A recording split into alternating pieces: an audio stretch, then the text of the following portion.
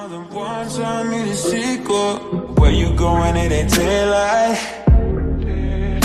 Ooh, baby, I can help you decide.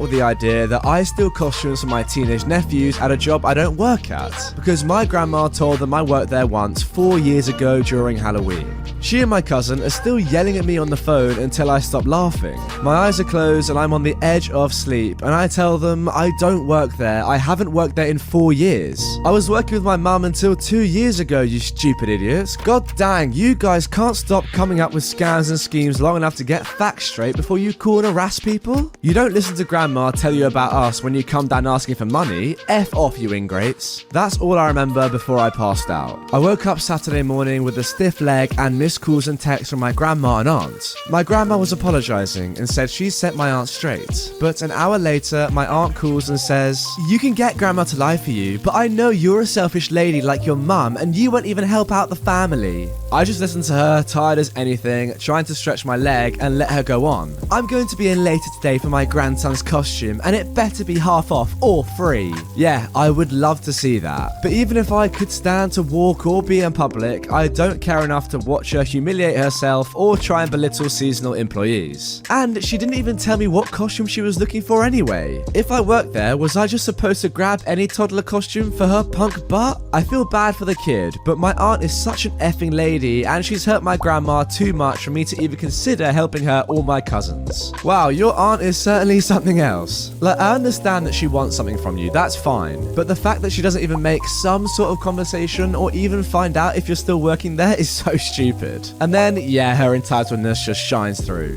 Moving on to our second story, speak English or GTFO. So for some background, I'm severely hard of hearing but consider myself deaf.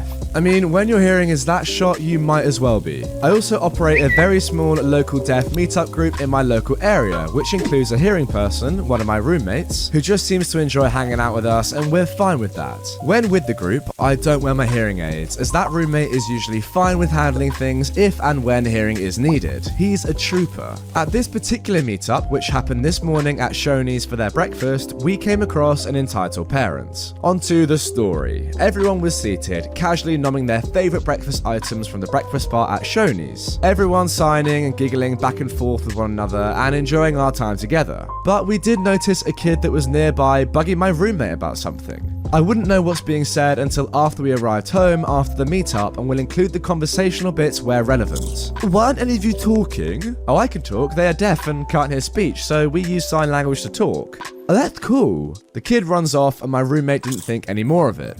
It's not uncommon for someone to ask about sign language here or there, or ask us how to say something or get advice on where they can learn the language. Lifeprint.com if you are personally interested, it's free and where we typically send folks. Sounds like nothing spectacular so far, I know, but it wasn't until we were ending our little meetup and start saying our goodbyes when the kid's mother approaches our table. Again, the deafies are just thinking yet another person with a sign language question, the hearie can handle it. But apparently this kid's mum was so offended that we weren't speaking vocally that she intended to make her stupid opinion known. "You need to stop doing the hand signal stuff and speak English, it's very rude." I'm sorry, what? These guys are deaf, so... But the entitled mum cuts him off. "I don't care if they're deaf, they can speak English like everyone else in America." No, they can't. Literally 2 of these people were born completely deaf. They don't know what English even remotely sounds like. It's not my fault they're idiotic. They should still speak English, and you too. Stop messing about with your hands, it's very rude. It's very rude to insist people with a disability to cater to your sensibilities, and honestly, I wish I were deaf myself, so I wouldn't have to hear the screeching of a heartless lady with less than 2 brain cells to rub together. Wow, good comeback. "You can't speak like that around children." She ends up huffing and running off. At this point though, she's gotten the attention of everyone at our meetup. We all were thinking that was the end of it, and the roommate signed to us telling us, "Crazy lady thinks we're throwing gang signs and other stupid stuff, everything's fine." Well, we've seen that before. Well, turns out the entitled mum ended up getting the manager demanding we be kicked out. So enter manager stage left. The manager arrives at the table with the entitled mum and the poor kid in tow. The entitled mum's looking smug, like she just accomplished something huge. "I've got a complaint that your entire party has been rude and is cussing." The manager notices sign language being used and asks the entitled mother, "Mom, do you know know what they're saying? No, not at all. They're not speaking English, which is very rude. We're in America, and in America, we speak English. The roommate swears this is what she said, and since we do live in the sticks, I wouldn't put it past that someone would say something like this. Mom, we can't kick people out for not speaking English. But they're insulting me and my kid. Just look at them. At this point, it's worth noting that when we're discussing something or someone, if the object of discussion is available, they're pointed at. At no point in our discussion did we point at the entitled mother nor her kid. What we were talking about was various subjects, from cats to the girl we got recently invited from Walmart talking about wanting to get a fish tank and a small fighter beta and other places they'd like to go for the next meetup. So nothing involving the entitled parent nor her kid. But my roommate says, actually, he points to one of us, she's talking about getting a fish tank and getting a beta fish. Points to me. He's getting information on where the next meetup might take place. Points to the black guy. He's talking about a kitten he recently adopted. Points to the entitled mother, and she's being rude, insisting deaf people need to stop using sign language to accommodate her stupid sensibilities. The manager surprisingly signs to the group, asking if we found everything to our liking. We all practically say yes to some degree, yes, okay, etc., different signs. The manager proceeds to inform the entitled mother that she'll need to leave us alone or he will have to ask her to leave. She apparently continued to complain about how we continue to sign after all this and was asked to leave. She did, and apparently screamed how she's never coming back. The manager gave us 10% off our bills, except the roommate who dealt with the brunt of it, who got his meal free. Well, good for him. My dad asked to borrow my car, then sells it. This was a long time ago. I hardly have any contact with that part of the family anymore, but I do still talk to my dad once in a while. My dad had needed a car for a while, so I loaned him mine. When I went to get the car back, the back end was smashed in. My dad tells me how he was at a red light and the car was rear-ended. Of course, I asked the normal questions about faults and insurance and everything else. He tells me the other guy's insurance company sent him a check for the damages, but it wasn't enough to cover the repairs. That was a lie, so he didn't have the car repaired. Instead, he spent the money. Now, my dad and I have the same first and last name, but a different middle name, so it's easy to see how he could claim the car was his and have the check written to him. When I told my dad that he should have just let me know about the accident and let me handle the claim, he says, "Why should you get anything? You weren't in an accident. I was." We had an argument about that, but none of my dad's arguments was even anywhere close to being valid. He also just wasn't listening to anything that I was saying. I asked my dad to leave the car at his house for a few days, and I said that I would arrange to have it picked up and repaired.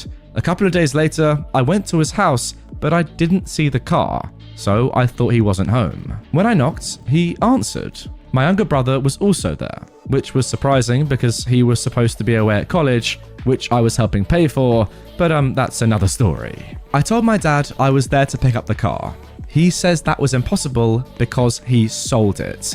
I asked him why he did that, and he said, "You seem so annoyed about the damage. I figured you just want me to go ahead and sell it, so you didn't have to deal with it anymore." I was making payments on the car, and I asked my dad how he could have sold it without the title. He told me he just had the guy fill out a lost title form or something like that. I don't even know the details on it. I told him that I thought that was going to be a problem when the guy tries to register the car and finds out there's a lien on the car. My dad just says, "That's the buyer's problem, not mine." When I asked him how much he got for it, he told me he got $3,000. Even with the damage, it was worth closer to $7,000, but definitely no less than $5,000. So obviously, I asked my dad for the money, but he told me he'd already spent it. Then he went into a rant about how many bills he has and how he's even paying for my brother's college. Again, not true. Plus, my brother was sitting right there. He dropped out, but didn't even tell me, even though he kept cashing the checks I sent. I had very little contact with my parents after that, and I think I only actually saw them one time since then, which was around the time I got married, but not at the wedding because they refused to go. None of this was all that surprising though. I never ever should have even loaned the car to my dad in the first place. Well, yeah, OP, to be honest, mate, it sounds to me like a couple of your family members are pretty horrible people. Your brother clearly takes after your dad. What's he doing? Seriously, like, what is he actually doing? This story actually reminds me of another Entitled Parents video I made not long ago. If you want to check that out, it's again about, you know, a Karen kind of stealing someone's car, trying to put their own name on it, their own number plate. Check it out up here if you haven't seen it yet. Very, very similar story to this. Equally as strange. What is it with, you know, parents using their children's cars and, you know, trying to get their name on the license and on the title and stuff like that? And then what? Just spending the money that they made from it? Selling it in the first place is mad. Then not giving the money back to the owner of the car, their child? Even worse. And now moving on to our second story, group home. Many years ago, I worked in a group home. For the privacy of all the residents, we had a set visitation room with visitation hours by appointment only.